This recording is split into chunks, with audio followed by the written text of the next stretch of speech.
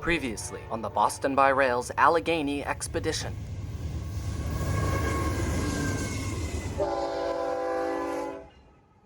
Where my brother and I visit the world-famous Horseshoe Curve. As you can see, our journey did not go as planned. Just as Dorothy encountered a tornado, we encountered a flat tire on the road to Horseshoe Curve in Altoona, Pennsylvania. And it seems like our trip won't go as smoothly as we had hoped.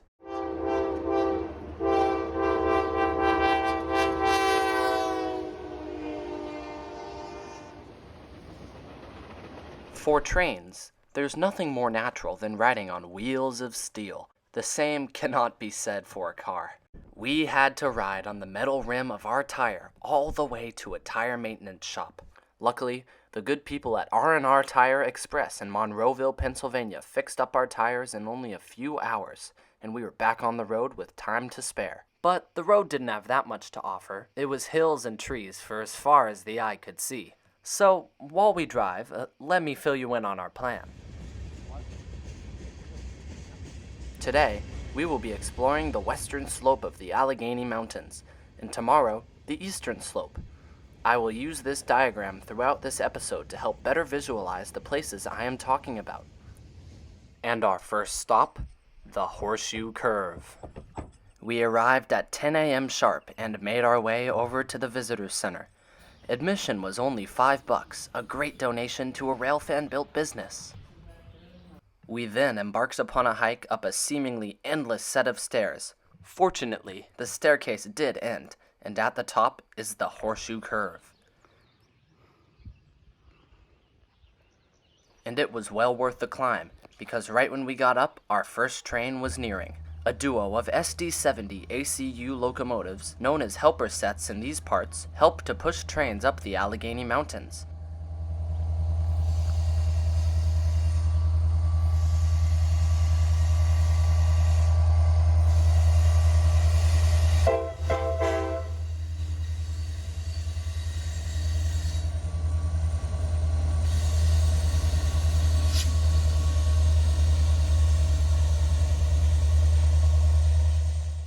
Looking around the park, there is a scatter of benches and picnic tables to allow for a quality train watching experience. Horseshoe Curve is frequently visited by tourists year-round, whether it be in person or on the virtual rail camera. You can see me waving at the camera in this clip.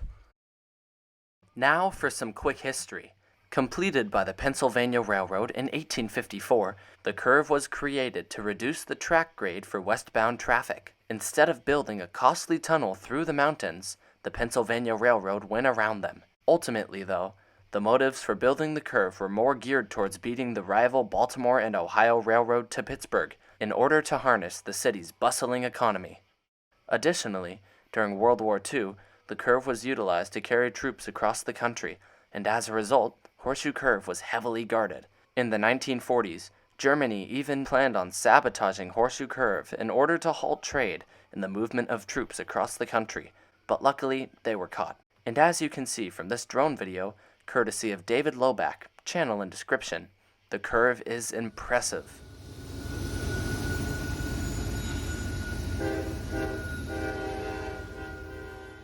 Nowadays, at the curve, there is at least one train that is always there. This ex-Pennsylvania Railroad GP9, number 7048, sits at the curve as a reminder of the railroad and locomotives that used to rule the mountains long ago.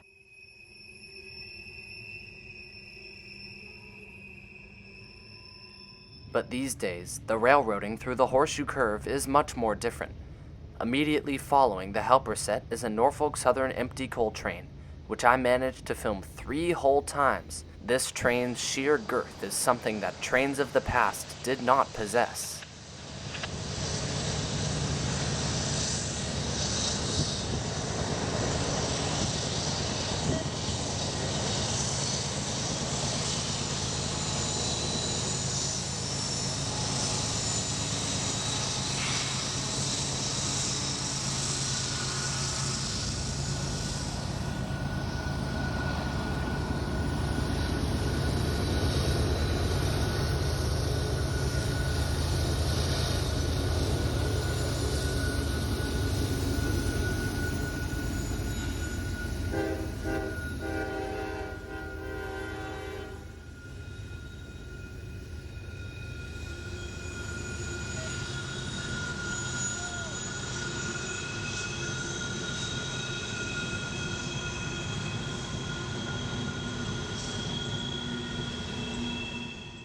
Unit trains, like this one, really emphasize the wonder of the Horseshoe Curve. After the coal train cleared, we waited for another 30 minutes. All of the waiting had me thinking about how it is currently the peak of snake season in Altoona. And you know, it's quite hard not to compare trains to snakes. They really are quite similar. As if it heard my comparison, this BNSF grain train snaked its way downhill. Can I go get my... Nathan, move. You're in my truck.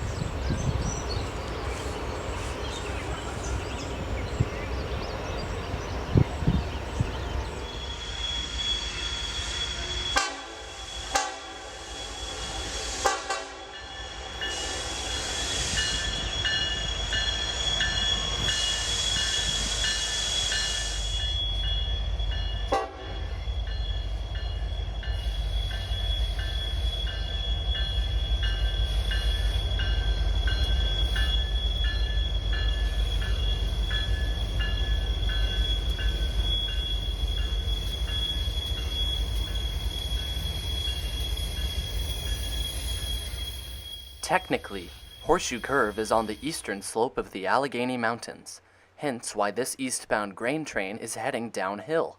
But only minutes ago, it was battling the peak of the mountain up in Galitzin, about 2,200 feet up. Galitzin, a town of about 1,500 people, plays host to the Galitzin Tunnels and Museum.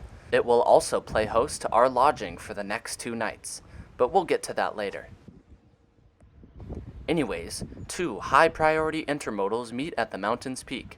The first train, going westbound, is seen climbing the grade, while the second train, the eastbound, is just beginning its descent.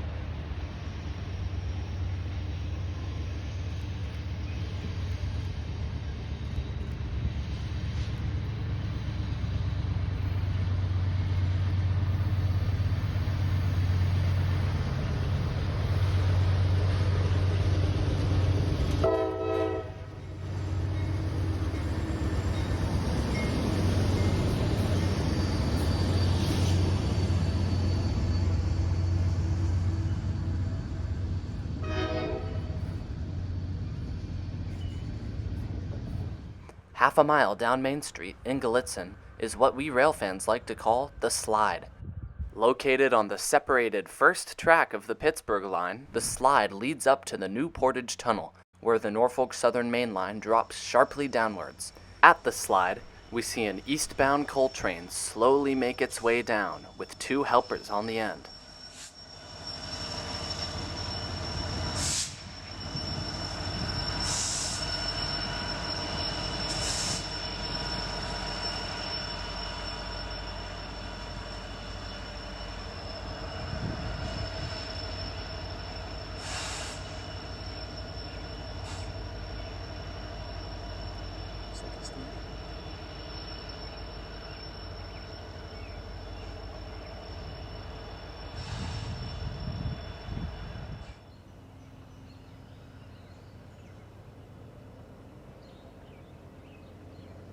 In the neighboring borough of Crescent, now on the western slope of the mountain, the fight up the mountain is reversed.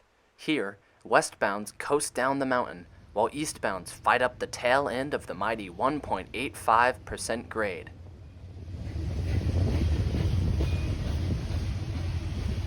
This is funny. We got to Crescent just in time to see 2 eastbounds, a loaded coal and an intermodal, fight their way up the grade.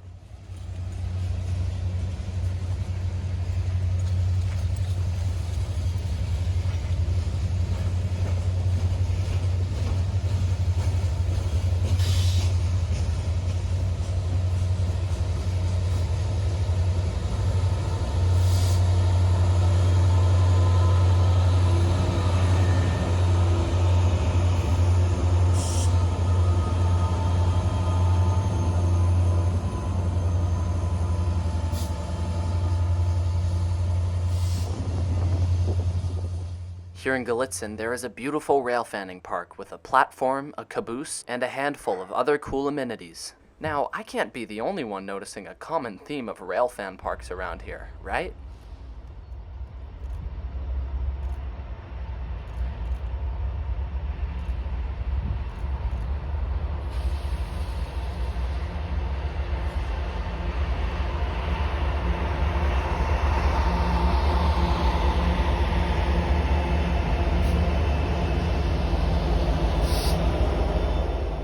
The locomotives which you are seeing right now consist of a Norfolk Southern SD70 ACU and an SD40-2.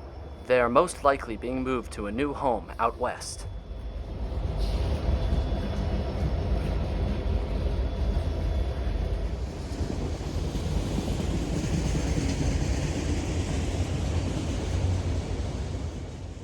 It's hard not to admire the effort put into these railfanning parks, but unfortunately, we didn't have much time to stick around, as our appetite had other plans. After stopping for lunch, we continued west to Kearney's Crossing, a railroad crossing located in Lilly, Pennsylvania.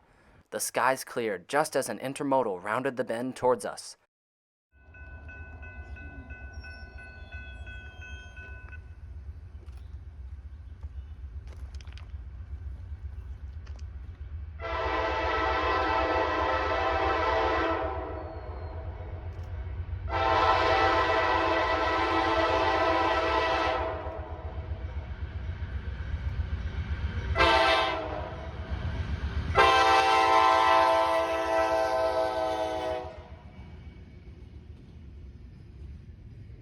Talk about a loud horn.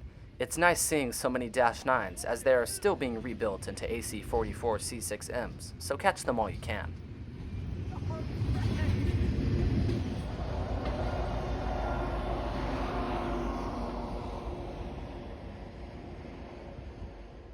We waited for at least an hour in a newfound heat wave before we decided to check out the Cassandra Railroad Overlook Park.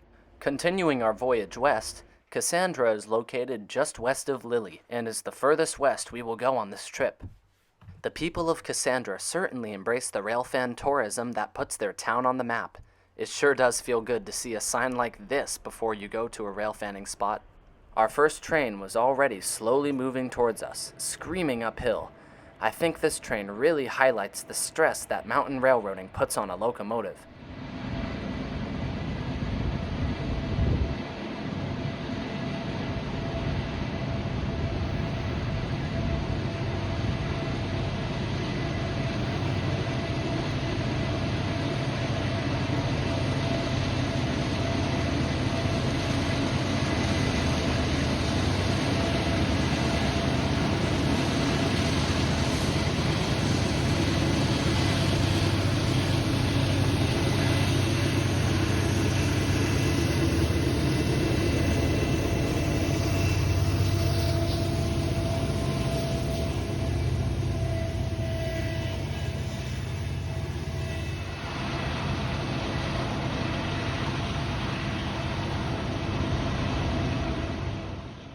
Whoosh. As per usual, a helper set follows behind the train, using all of their might to retain the train's slack.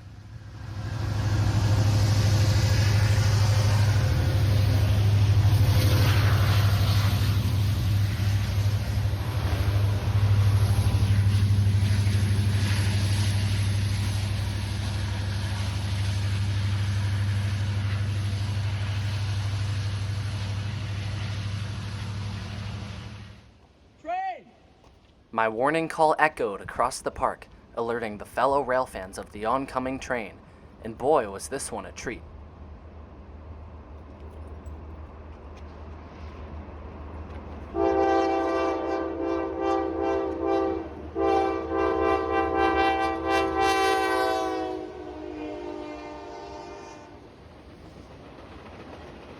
That was Norfolk Southern 11V, a westbound manifest from Enola to Conway, Pennsylvania.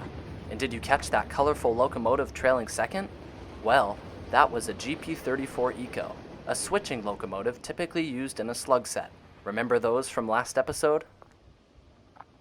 Following fast behind 11V is yet another westbound, with 2 Union Pacific GEs in tow.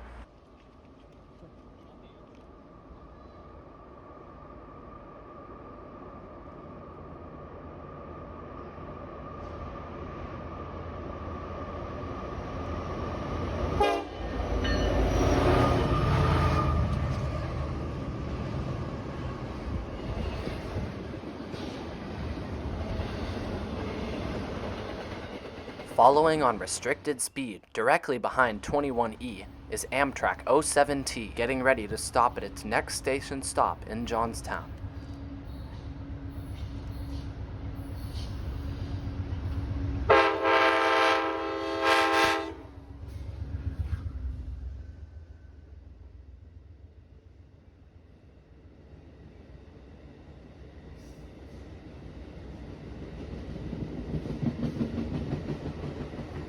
And the trains just keep on coming. Another slow-moving eastbound crawled up the grade, followed by 63V, a fast-moving westbound trash train.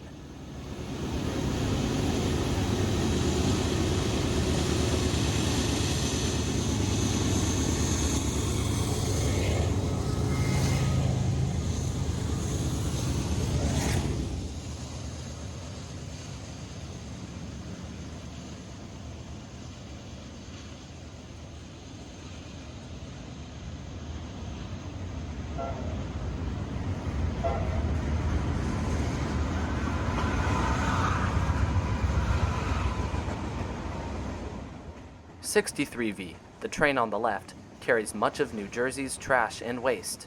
Luckily, they were going fast, but that smell lingered for more than 15 minutes after it was gone. The last train for us was 21M, 20W's counterpart, which we saw in Rochester yesterday. Today's 21M is all empties, taking back the cars which we saw on yesterday's 20W.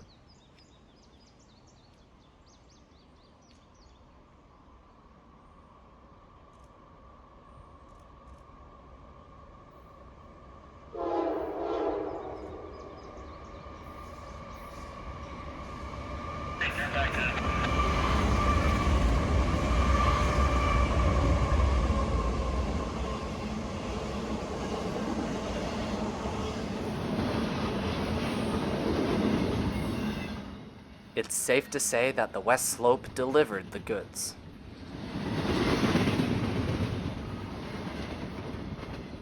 The destination is on your right. Tunnel in. Arrived. We crashed at our hotel, the Tunnel Inn, for the night, and let me tell you, the Tunnel Inn was like nothing I had ever experienced. That's our room right up there, and at all hours trains rumbled by, especially at night.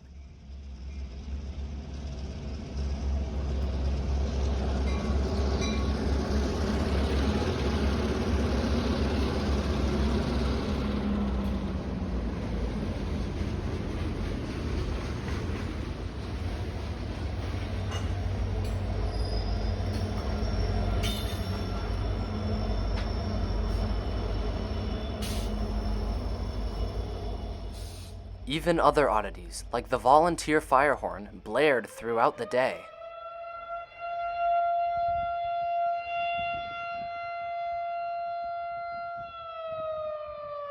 What does it mean?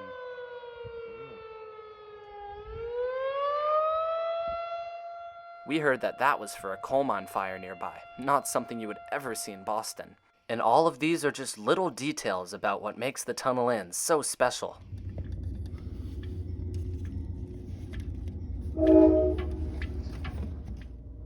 Even in bed, it was hard to focus, but I can't think of a better alarm clock than a train rumbling by.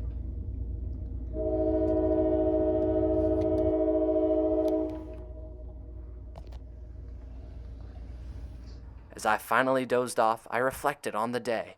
What a rebound from being stranded in the middle of nowhere to chasing trains. It doesn't get much more memorable than that.